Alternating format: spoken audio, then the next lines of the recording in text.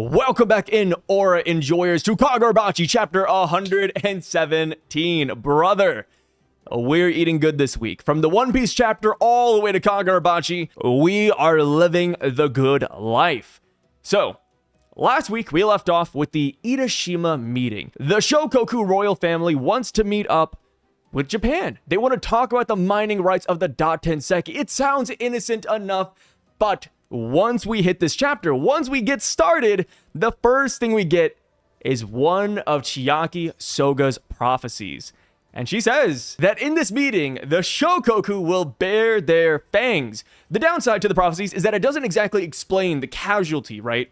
We know that it's going to be a bad event, and she gets the general gist of what happens, but she can't really tell who or how many people will die, which is a crazy downside. And I can see that leading Japan in the future to very harsh decisions. Or maybe even in the past, it led them to very harsh decisions.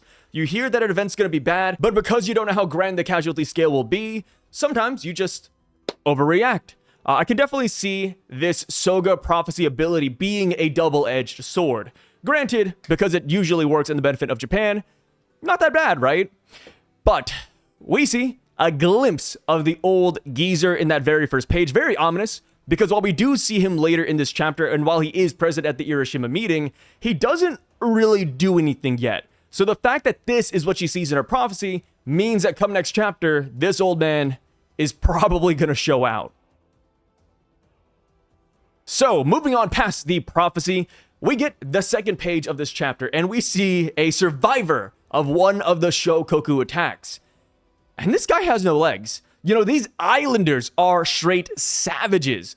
And we get some pretty interesting lore about what the hell is going on. We learn that 1,000 years ago, there existed a clan called the Mikaboshi. I hope I'm pronouncing that right.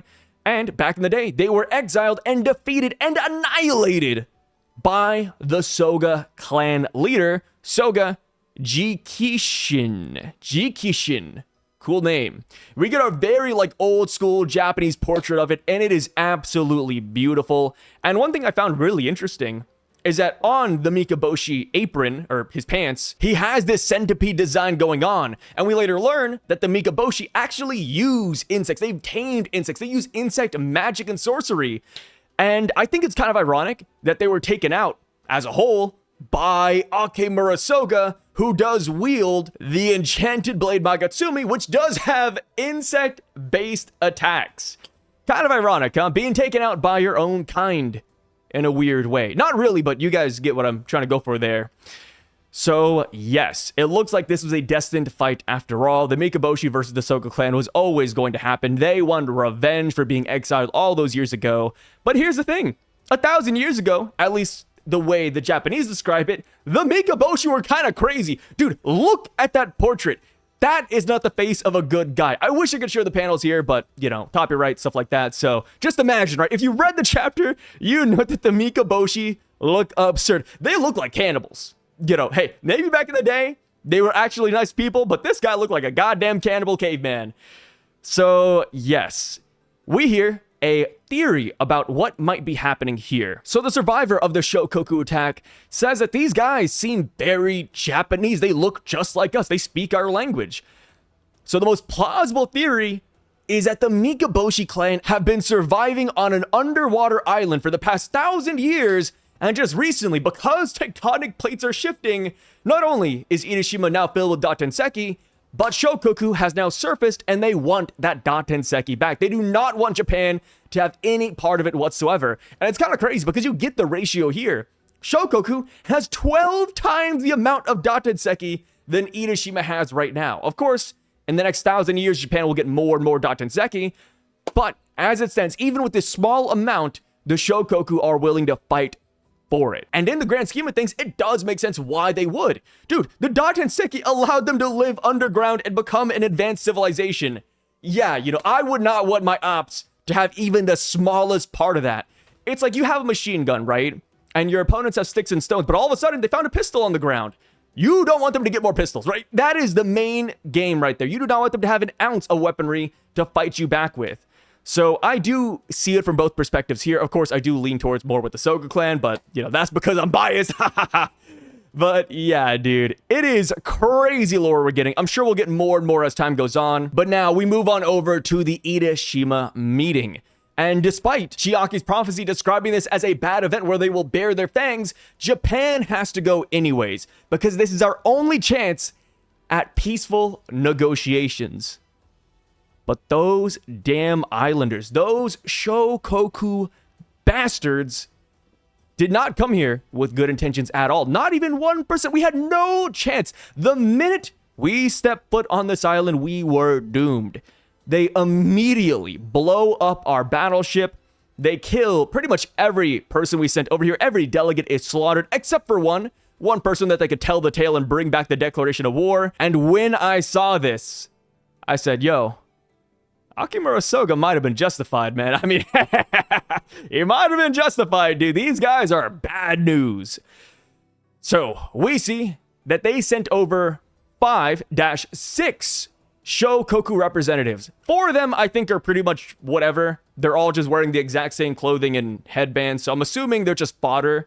The main people are, of course, the old grandpa we saw at the beginning of this chapter, who later does nothing. And then we have the guy who is straight up ore farming on the couch, who later pushes the declaration of war over to the lone Japanese survivor. Unfortunately, we don't have names for any of these guys, so it's really just old man Shokoku and young aura farmer. I know people don't like the term aura farming, but I mean, brother, he's flexing, man. He is straight up showing out. Also, we see their spaceship submarine thing when they appear. Dude, what the hell is that? You know, like, I'm looking at it right here, and I can't really piece it together. It looks like a wooden ball curved thing, and it has rope. Somehow they traveled on it. Yeah, I'm not too sure where the people go. There is like a little crevasse or hole, but I don't know if everybody can necessarily fit in there. Dude, this Tenseki, brother. This Tenseki is performing miracles out here, I guess. So, yeah. We see that they make some very unreasonable demands. Number 1, they want Ida-shima to belong to them. Number 2, they want all the Tenseki that was previously taken.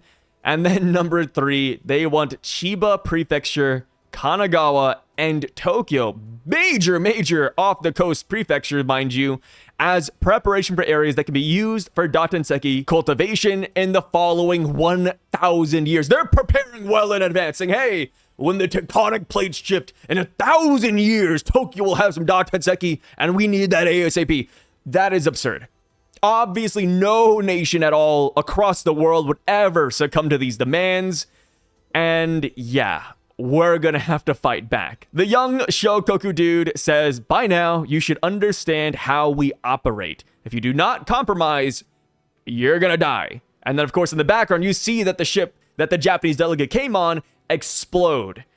And it's pretty insane because it's damned if you do, damned if you don't, right? You follow these demands. Okay, you lose like your major cities, right? You lose a lot of landmass and future weaponry, right? You lose the Tenseki. You cannot fight back in the future. And not just that, but these guys, they hold a grudge against Japan. No, we cannot give them any of this. Accepting these demands was already out of the question the minute they drafted it up. But we see the narrator kick in. They say that the now destroyed spiritual energy powered battleship Haruma had 4 passengers riding on it. Those 4 people are brand new characters, or well, 2 of them are brand new characters. 2 of them are the guys we've been following. We have Hiroto Soga Clan coming in, man. We then have Togo Shiba. We know this guy's like the Gojo of the universe right now, or at least people are hyping him up to be, right? We then have another Soga clansman, Yoshinojo. And then, last but not least, we have Shinji Mashido. And the narrator goes on and says that these guys are Japan's strongest team. The strongest Japan has to offer. And right as the Shokoku dude passes the declaration of war, we see that they all pop up at the table in front of him. And it's so damn badass, man. And we get another narrator descriptor saying 1202. Negotiations broke down primarily due to the preemptive strike made by the Shokoku. A fight broke out shortly afterwards. yeah, next chapter is going to be insane. Do we have a timestamp on when this meeting started? Was it 12 o'clock? Yeah, 12 o'clock is when the Japanese delegate arrived. And literally 2 minutes later, the fighting begins. 2 minutes, dude. 120 seconds is all it took for the war to start. And you know what's so sad? I'm looking at that final panel, and every character here looks so badass. Minus the Japanese delegate guy. He's just a regular dude. But the Soga clansmen, dude, the guys that are standing up, I feel like they're gonna die. Mashiro, he's been having death flags since day one. I feel like this is not gonna go well for us. Because we do not know how to use the Tenseki, because we're still brand new at this, because we're blindsided by all of this, we're gonna get cooked. Yeah, we're 100% gonna get cooked. And the thing is that there's no way that the Mikaboshi are gonna let Soga clansmen out of here, right? This is the main clan that sent them into exile to begin with. So yeah, this has now become a family feud, which again could fuel Soga's rage after the war is over. But W chapter, guys, let me know your thoughts on this all down below. I'm excited for next week. I cannot wait to see what sorcery everybody whips out. We know what Shiba's all about. Of course, you could have more tricks in the bag, but Mashiro is still unknown. We, of course, do have that colored cover page where Mashiro is, like, you know, controlling his sword with his hands. So maybe that's his main ability. Like, he's over here just, you know, boom, boom, boom, boom, boom, and the sword's like flying around the battlefield. But as far as the two brand new Soga clansmen, we have no idea what they have to offer. And same goes for the dude on the couch. I really wish we had names here, but, you know, that just goes to show, man, 2 minutes is not enough time to know who the hell these guys even are. But yeah, WWW chapter, man, I am excited for next week. Let me know your thoughts down below. How do you feel about the 1,000-year grudge war? How do you feel about everything now that we know the details behind the war, the start of it, who fired the first shot, and all that good stuff? And I'll see you guys next time. Peace out, and stay safe, y'all.